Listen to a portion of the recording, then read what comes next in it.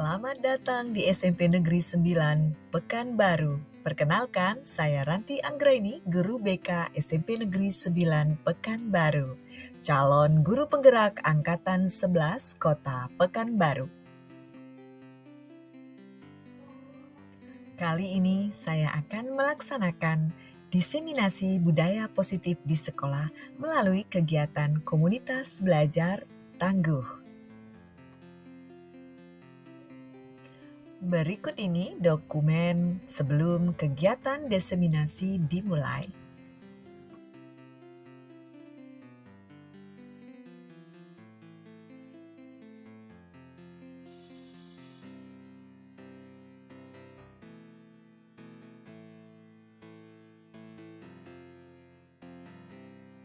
Ini dalam rangka seminar diseminasi budaya positif di sekolah.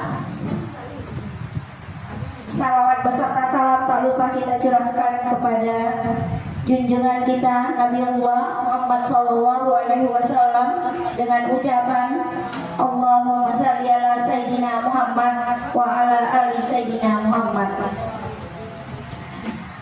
Untuk mengawali acara kita ini, marilah sama-sama kita mengaminkan doa seraya memanjatkan puji kehadirat Allah Subhanahu wa taala. Kami minta kepada Pak Imam untuk memimpin doa. Kepada Bapak Imam kami persilahkan.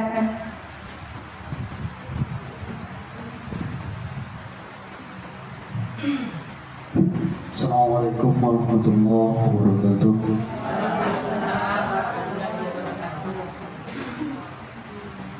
Allahumma alimni wa kun min salih al-Fatihah.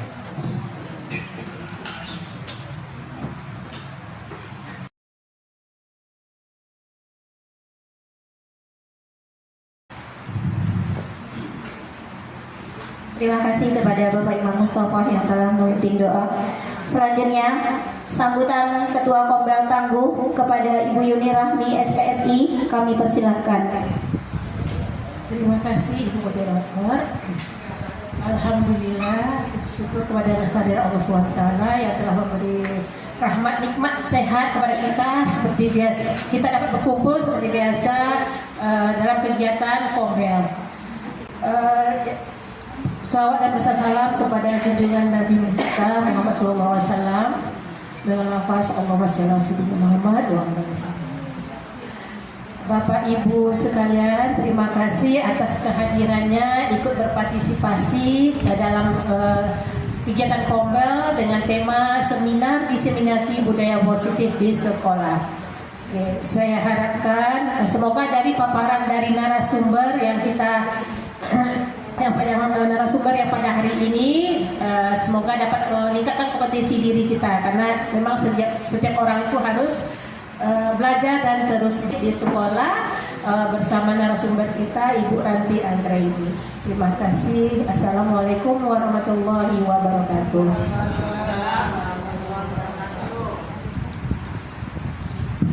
Baik, sampailah kepada kita tujuan kita, yaitu sama-sama mendengarkan penyampaian diseminasi budaya positif di sekolah yang akan disampaikan oleh Ibu Ranti SPSI. Kepada Ibu dipersilakan. Bismillahirrahmanirrahim. Izin berdiri ya Bapak Ibu. Assalamualaikum warahmatullahi wabarakatuh. Terima kasih atas kesediaannya hadir di kegiatan Kombel. Kehadiran Bapak Ibu merupakan dukungan untuk kegiatan Kombel kita semakin maju dan semakin memberi kebermanfaatan bagi banyak orang. Itu merupakan satu kebanggaan yang luar biasa, karena di situ terlihat kehadiran Bapak Ibu di sini, terlihat betapa kerennya kolaborasi dari guru SMP Negeri 9. Tepuk tangan dong untuk kita semuanya.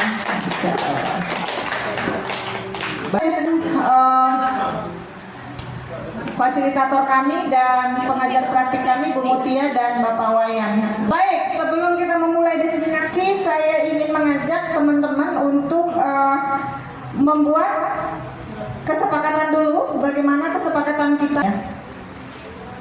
Nah, kira-kira nih, ini sudah ada kalimat bantunya, bisa ditambahin. Oke. Itu sudah ada kalimat bantunya, jaga kebersihan ruangan. Karena kita dalam kondisi ruangannya tadi masuk bersih, maka nanti kita pulang juga dalam kondisi bersih. Sepakat? Sepakat. Ada kesepakatan yang perlu kita tambahkan Bapak Ibu? Kira-kira apa? Saling menghargai antar teman. Sepertinya masuk udah yang pertama Ibu. Saling menghargai, ya. Bicara yang sopan Bu Rahmi. Bicara yang sopan sepertinya include bisa disaling menghargai ya. Lanjut, ada lagi nanti kita edit. Senyum ya, penting ya. Selalu tersenyum ya, walaupun udah siang. Selalu tersenyum. Gimana? Oke, bagus, masuk semuanya. Masukkan 5S. Ya, boleh. Yes, jika bertanya angkat tangan. Bu Dian, silakan. Yes, setuju, sepakat Bapak Ibu. Yang dengar suara saya tepuk tangan satu kali dong. Baik. Bapak Ibu, mana budaya positif ini yang kita akan diseminasikan itu adalah transformasi pendidikan dan bagian dari transformasi pendidikan yang merupakan penerapan dari filosofi pendidikan dari Ki Hajar Dewantara, di mana pendidikan yang nuntun dan manusia yang merdeka. Nah, itu dia.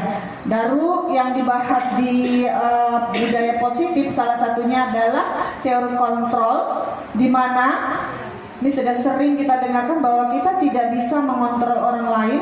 Yang kita bisa kontrol itu adalah diri kita sendiri. Lalu kalau kita langsung ke ini aja. Budaya positif, seorang guru harus baik. Seorang guru yang baik, ini dia ikut seluruh dari yang termasuk dalam budaya positif itu ini. Seorang guru itu harus memiliki kemampuan dalam mewujudkan budaya positif di sekolah. Budaya positif tersebut dapat dijalankan dengan menerapkan konsep-konsep. Jadi kalau kita bicara tentang budaya positif, konsepnya tuh ini yang 6. Yang pertama adalah disiplin positif, yang kedua perilaku manusia, keyakinan sekolah atau keyakinan kelas. Selanjutnya yang keempat, kebutuhan dasar manusia, posisi kontrol restitusi, dan segitiga restitusi. Nah, disiplin positif itu merupakan suatu cara penerapan disiplin yang mengajarkan anak untuk bertanggung jawab dan menumbuhkan kesadaran diri berdasarkan nilai-nilai kebajikan. Apa itu nilai-nilai kebajikan? Nanti next kita lihat. Azan ya, izin. Kita ini karena yang namanya barang baru nih Bu, saya juga baru belajar. Ketika belum memasuki pendidikan guru penggerak, masih pelatihan di PMM, terus terang saya masih bingung sebenarnya penerapannya itu seperti apa. Tetapi alhamdulillah setelah memasuki pendidikan guru penggerak, insya Allah pelan-pelan sudah tercerahkan, dan itulah makanya saya mencoba pelan-pelan untuk memaparkan kepada teman-teman apa itu konsep-konsep dari budaya positif. Kita buka satu-satu mungkin untuk disiplin positif yang tadi sudah kami jabarkan, suatu penerapan. Jadi satu penerapan ya, baru satu penerapan, berarti penerapannya banyak. Jadi disiplin positif itu cuma salah satu, itu penekanannya. Saya tekankan di situ, itu harus hanya salah satu dengan cara mengajarkan anak bertanggung jawab. Yang dihindari adalah hukuman. Nah, jadi bagaimana anak menyadari tumbuh kesadaran dirinya bahwa itu dia melakukan satu kesalahan atau pelanggaran, itu yang dimaksud dengan dia motivasinya internal dari dalam. Jadi itu yang lebih efektif. Baik, motivasi perilaku manusia. Nanti kita jabarkan, kita praktekkan 3 motivasi perilaku manusia itu. Yang pertama, bagaimana sih kita yakin bahwa setiap kita manusia berperilaku itu pasti ada motivasi di belakangnya. Kalau secara teori ada 3. Yang pertama adalah menghindari ketidaknyamanan atau hukuman. Kenapa sih kita guru harus datang pagi-pagi cekok? Nah, ya kan? Apakah menghindari teguran dari Kepsek? Ataukah kita memang kesadaran diri kita menghargai diri kita sendiri untuk disiplin atau bagaimana? Itu hanya diri kita yang tahu. Pertama, motivasinya adalah untuk menghindari ketidaknyamanan atau hukuman. Yang kedua, untuk mendapatkan imbalan atau penghargaan dari orang lain. Nah, ini udah jelas bahwa oh hebat ya. Oh, si Anu itu disiplin, dia datangnya tepat waktu terus. Berarti ada motivasi untuk mendapatkan imbalan atau penghargaan. Lalu yang ketiga, untuk menjadi orang yang mereka inginkan dan menghargai diri sendiri dengan nilai-nilai yang mereka percaya. Saya percaya bahwa kedisiplinan itu nomor satu. Datang tepat waktu itu nomor satu. Tanpa ada dia mendapatkan pujian dari orang lain atau dia perlu mendapatkan hukuman, dia akan datang sendirinya. Itulah yang dimaksud dengan faktor internal dari dalam. Memang kesadaran dari diri kita untuk disiplin. Oke. Lalu selanjutnya adalah keyakinan sekolah dan keyakinan kelas. Dari pendidikan guru penggerak ini saya menyadari bahwa sebelum keyakinan kelas kita buat, ternyata kita sudah harus membuat keyakinan sekolah yang kita sepakati ya Bu Neneng ya. Nah, namun ini nanti mungkin ditindaklanjuti dengan atasan. Nah, ini perlu diterangkan. Terima kasih Bu kehadirannya. Masih muat kan? Izin Ibu, saya berdiri di depan.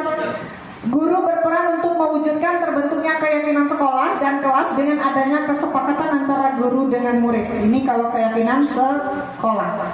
Keyakinan sekolah dan kelas berupa pernyataan-pernyataan universal yang mudah diingat dan dipahami dan harus diterapkan di lingkungan. Karena ini teori, saya yakin Bapak Ibu ini masih belum terang nih, remang-remang. Oke.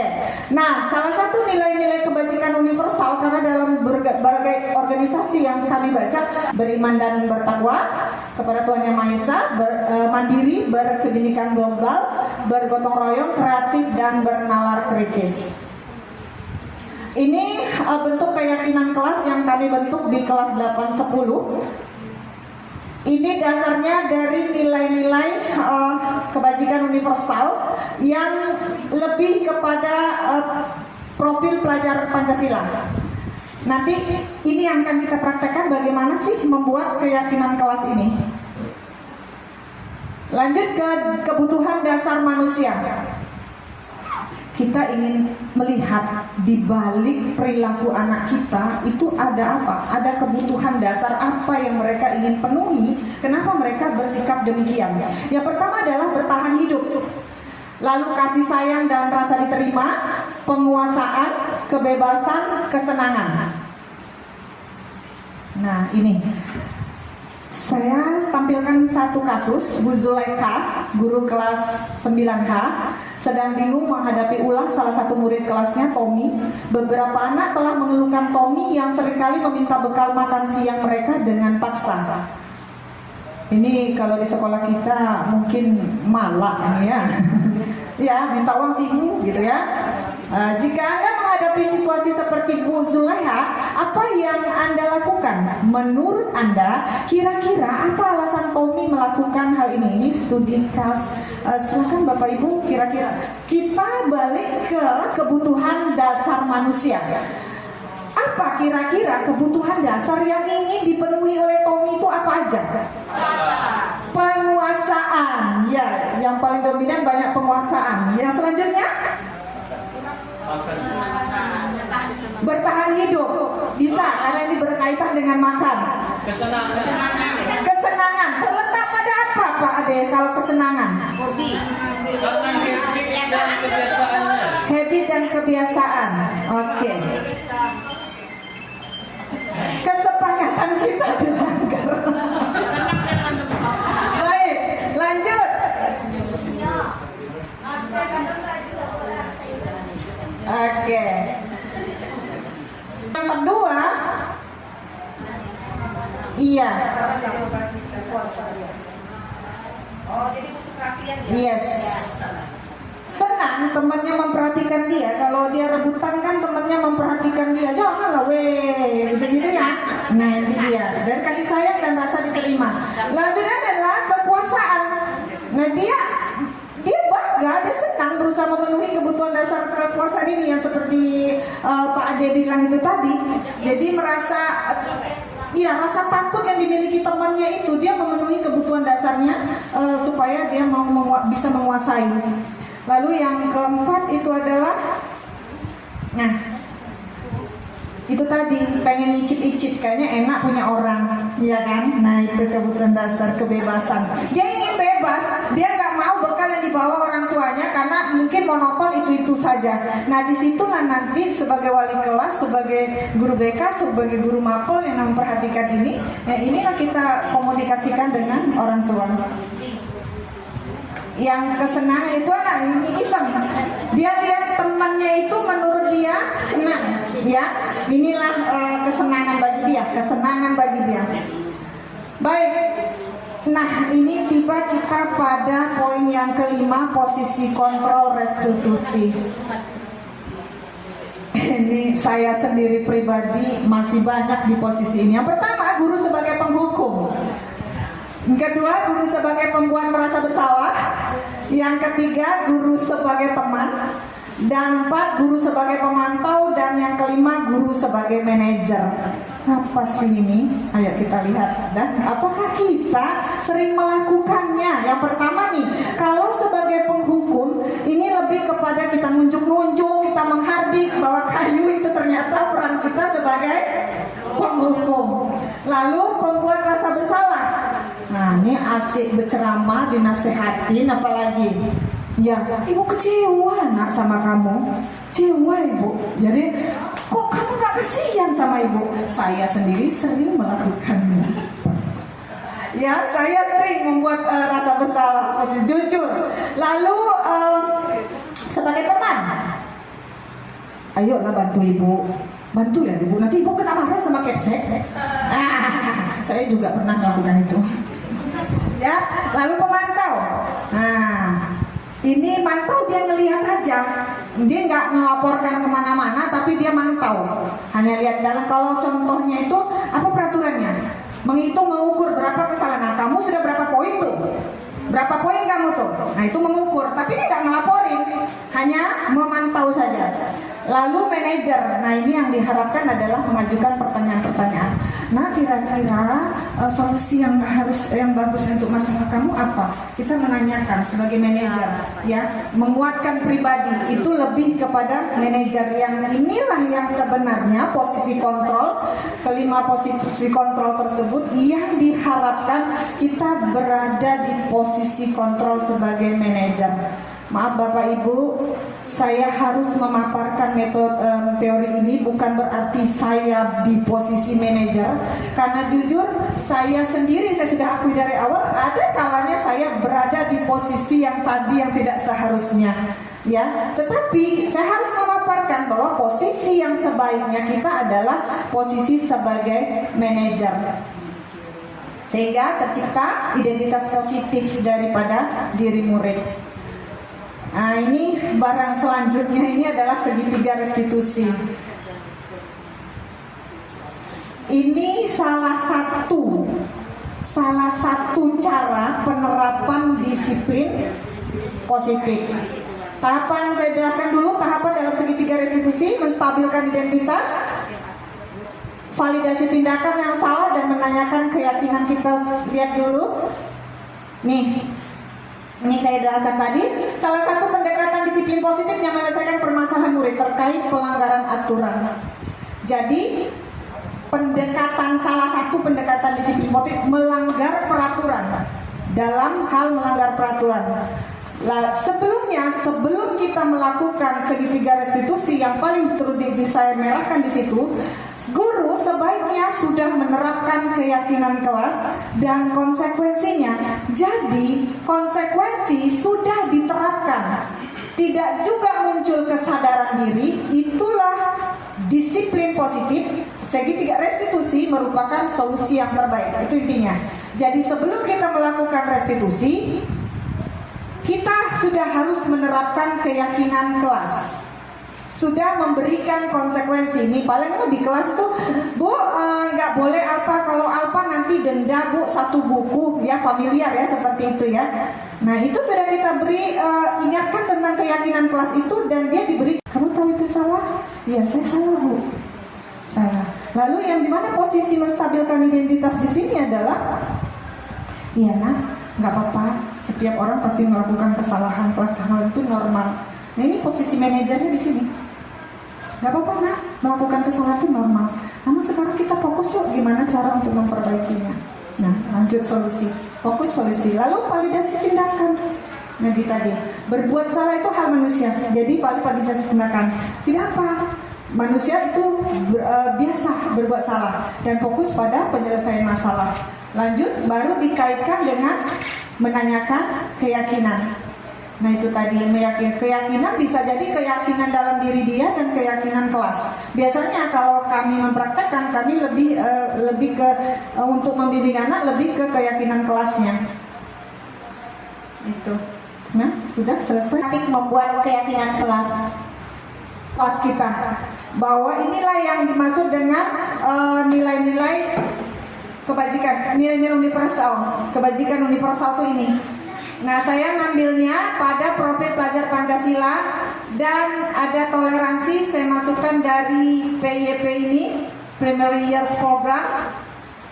Ini, pokoknya intinya ini adalah nilai-nilai kebajikan universal. Contoh-contoh nilai-nilai kebajikan universal yang temanya itu adalah sama sebenarnya. Baik, di papan tulis saya menempelkan kesepakatan kelas dan keyakinan kelas. Keyakinan kelas itu Bapak Ibu itu berasal dari nilai-nilai kebajikan universal. Itu berasal dari situ. Nah, sebelum membentuk keyakinan kelas, kita membentuk dari dulu kesepakatan kelas atau biasa disebut peraturan kelas. Jadi nanti kita praktekkan bagaimana nih. Saya boleh izin saya berpura-pura jadi gurunya, Bapak Ibu jadi siswanya boleh? Boleh. Baik. Nah, boleh langsung ya? Jadi yang kita lihat sini, berperanlah Bapak Ibu betul-betul sebagai anak-anak. Jadi tidak kalimat itu bagus-bagus semuanya. Memang kalimat yang biasa dipakai anak ketika kita membuat kesepakatan kelas. Ini kesepakatan kelas atau peraturan kelas nih yang mau kita buat? Kesepakatan. Baik. Anak-anak Ibu, apa kabarnya nak? Alhamdulillah hebat anak-anak Ibu nih. Hari pertama kita masuk sekolah, kita mau buat biasanya di awal ya Ibu ya, kesepakatan kelas kita dulu. Kira-kira nih anak Ibu mau membuat kesepakatan kelas kita biar kertas kelas kita itu kondusif, lebih aman. Kira-kira anaknya mau buat kesepakatan kelas kita yang pertama apa? Coba cara berbicara bagaimana? Iya, pintar anak Ibu Emliati. Bu Emliati mau bicara? Ya silakan Emliati. Ya, apa nak kesepakatan kelas kita? Datang tepat waktu nak, ditulis di depan nak. Ada lagi? Siapa lagi? Ya, Rini. Maaf. Rini silakan. Apa nak? Sampaikan dulu. Melaksanakan piket boleh ya. Nah, catat dulu. Tulis kan ditulis. Ini ada. Ya, jadi seperti itu. Di kelas juga seperti itu kita paparkan di kelas karena kita masih membentuk kesepakatan kelas. Sampaikan aja, ditulis aja apa yang disampaikan anak-anak kita. Yang sini Ibu.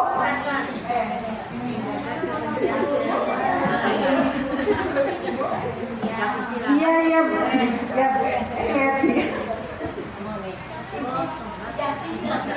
Yati. Oh pintar Yati, tulisannya bagus ya. Datang tepat waktu. Enggak apa-apa. Kamu sudah minta maaf, kamu sudah anak baik, ya kan? Yang kedua. Ceyok siapa lagi? Duluan Harisman. Harisman. Nah, bahwa datang tepat waktu. Ini sebenarnya itu sudah bisa dibuatkan lagi berdasarkan nilai-nilai kebajikan universal. Oke.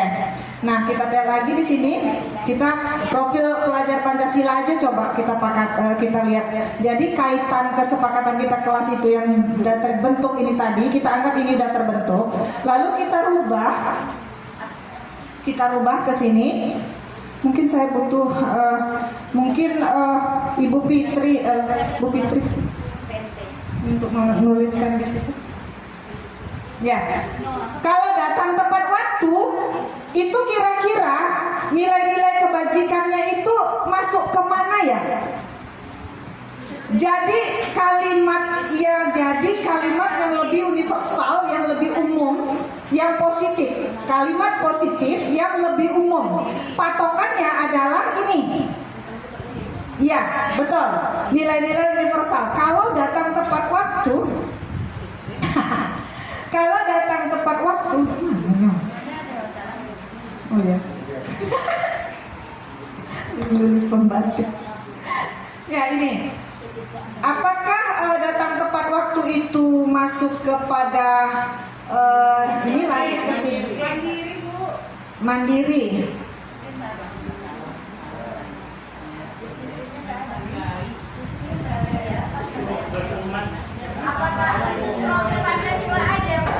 Enggak harus. Karena makanya di sini ada, kalau di keyakinan kelas kami itu ada disiplin. Di situ ada disiplin.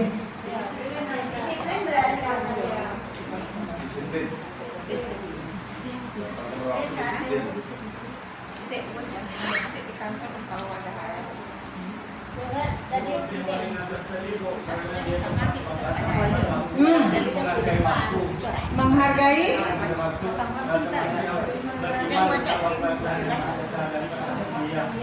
Berarti itu. Jadi yang namanya kalau orang beriman, dia pasti disiplin, dia pasti datang tepat waktu. Sepakat seperti itu Bapak Ibu? Oh iya salah. Astagfirullah. Di kasus lupa. Nah, kira-kira nih. Nah, ini yang berat karena kemampuan knowledge anak kita itu kadang-kadang perlu kita stimulus untuk bisa kita diskusi seperti ini. Nah, kira-kira jadi ini harus kita paparkan ke anak-anak Bapak Ibu. Nilai-nilai kebajikan universal sebelum kita buat keyakinan, ini dulu kita paparkan sama teman anak-anak semuanya.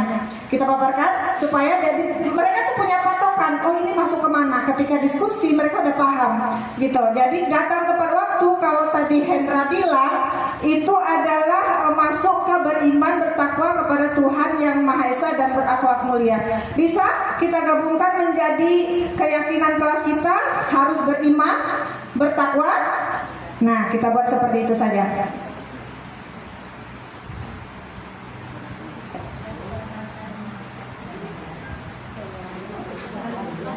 Beriman, bertakwa,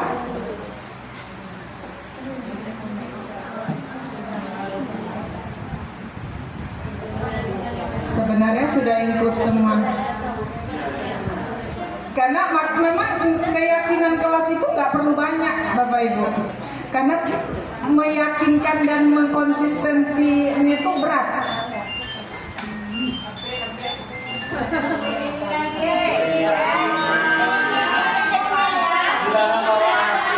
Kira-kira karena 2 kali melanggar kesepakatan kelas kita, konsekuensinya apa?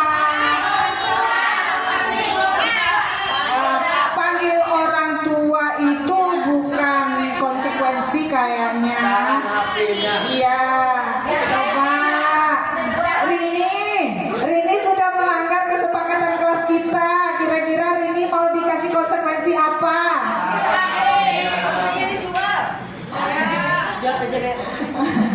Lanjut melaksanakan piket kelas itu masuk kemana Bapak anak-anak?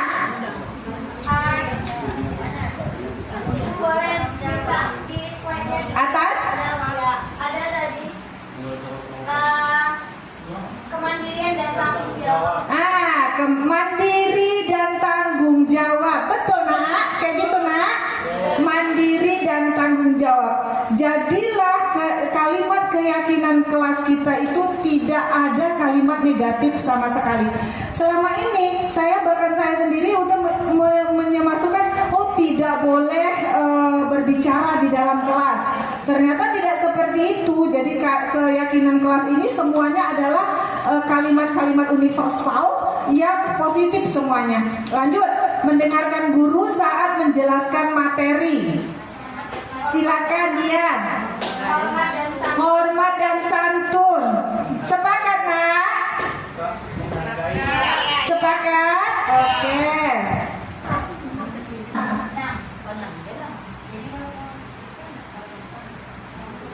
Oke, terima kasih Fitri. Cantik kali tulisan Fitri nih. Cocok nih jadi sekretaris kita kan, Nak ya? Oke. Hah? Udah siap. Ya, sabar ya, Nak ya. Bentar, kita pulang bentar nih. Nah, jadi Bapak Ibu, tepuk tangan satu kali. Oke, terima kasih. Nah, jadi kesepakatan kita sudah jadi. Dari kesepakatan kelas kita jadikan. Ini kan masih ada. Nih kembali. Mode ibu-ibu dan bapak-bapak. Tidak membawa HP. Ini adalah kalimat negatif. Ini tidak boleh. Terima kasih Arisman sudah menunjukkan keaktifannya. Neneng, silakan Neneng. Apa tuh Neneng? Neneng mau nuliskan apa, Nak?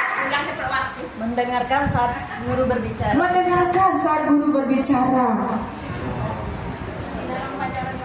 Tidak boleh makan di kelas.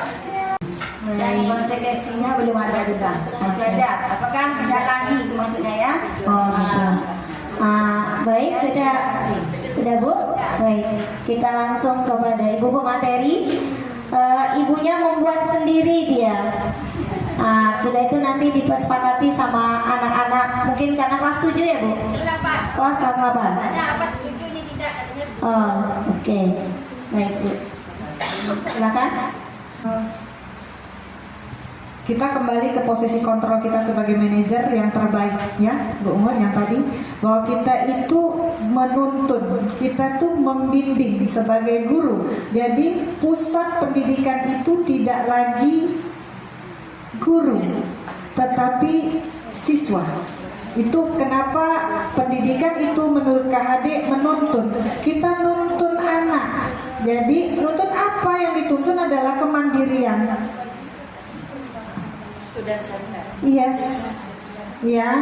Jadi artinya bahwa ketika kita menuntun anak, itu kalimat keluar dari dirinya sendiri, kalimat siswa itu sendiri, dia akan bertanggung jawab.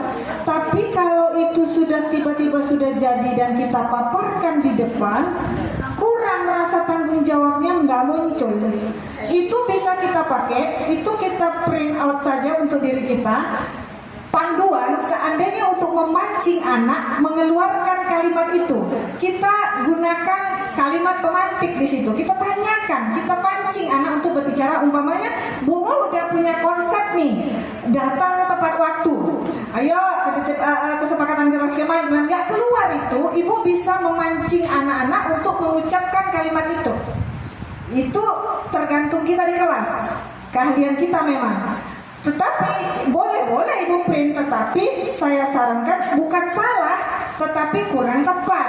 Karena apa? Untuk membuat dia berkomitmen untuk faktor internal tadi, dia harus buat dia sendiri. Dia buat sendiri, dia harus tepatin. Coba kita kalau nak, kamu tidak boleh begini ya. Tapi itu dari gurunya.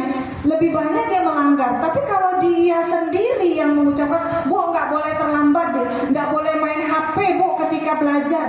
Itu dia sendiri yang mengucapkan. Biasanya saya sendiri tadi udah mengucapkannya seperti itu. Masa saya langgar? Nah itu. Jadi secara psikis lebih kuat ketika kita menuntun anak untuk menyampaikan sendiri kalimat-kalimat atau kalimat pernyataan kesepakatan kelas begitu. Begitu, Bu Mul, semangat. Tidak ada yang salah. Kita sama-sama belajar. Saya juga belajar karena masih banyak, baru masuk ke pendidikan guru penggerak ini, banyak yang saya evaluasi. Baik, terima kasih Bu Mul sudah. Oke. Baik, terima kasih kepada Bu Mul. Masih ada pertanyaan Bapak Ibu? Masih boleh.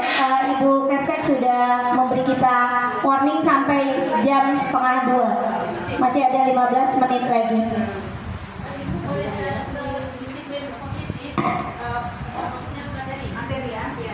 positif. Di situ ada pertanyaan. Tunggu, mana ya? Maaf ya, di sini aku nengok ngintip.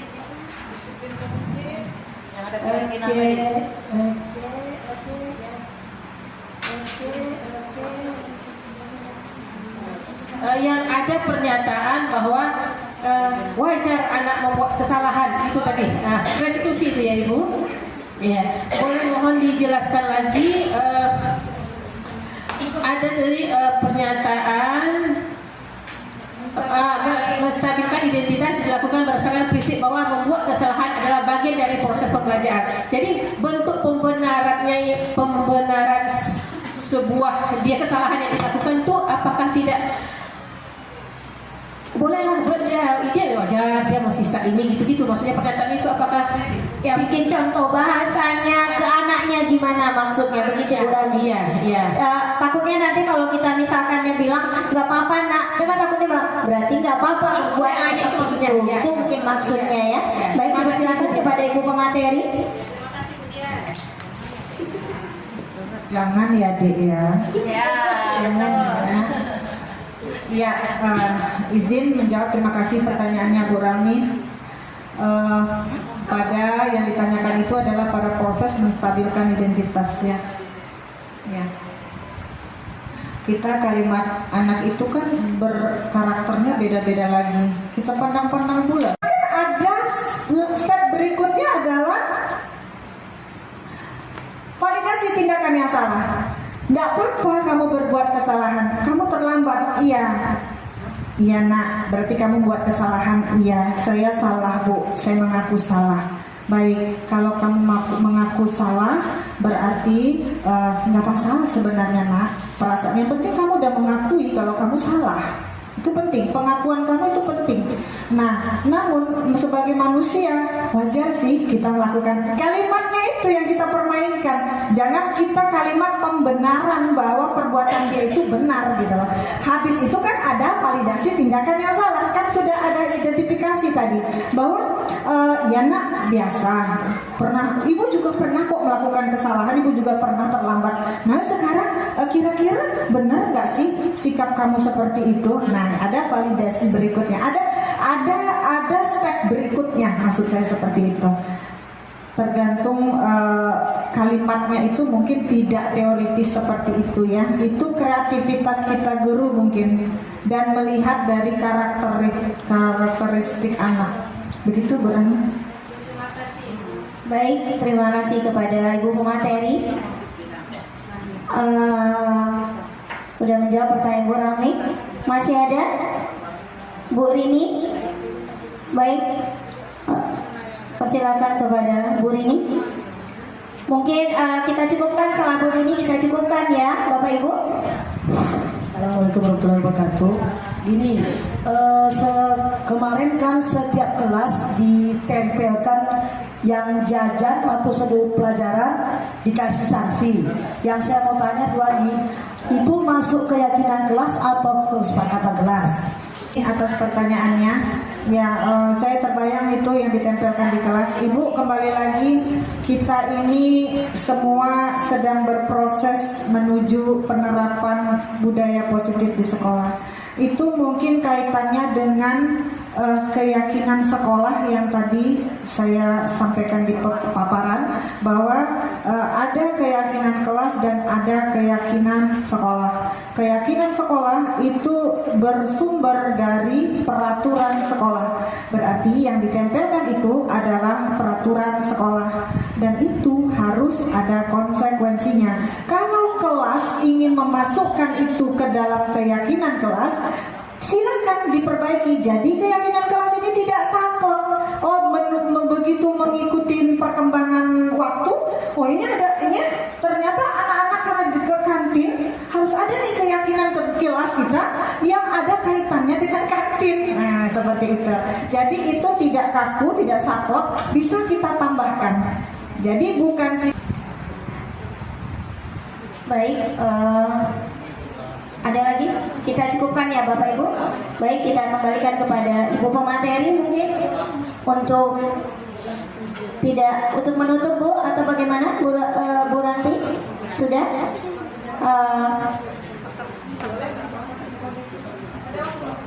Baik, sebelum acara ini kita tutup, mungkin kepada Ibu Kepala Sekolah ada beberapa hal mungkin yang perlu disampaikan kepada Ibu, kami persilahkan.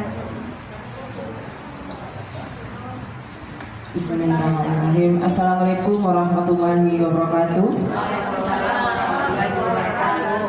Saya ambil waktu sedikit Bapak Ibu. Setelah dipaparkan materi tadi oleh materi Bu Ranti, seperti dengan adanya materi kita pada hari ini dapat merubah image kita dalam pembelajaran dan dalam bertugas, ya. Terima kasih. Assalamualaikum warahmatullahi wabarakatuh. Waalaikumsalam. Kami persilakan, mungkin ada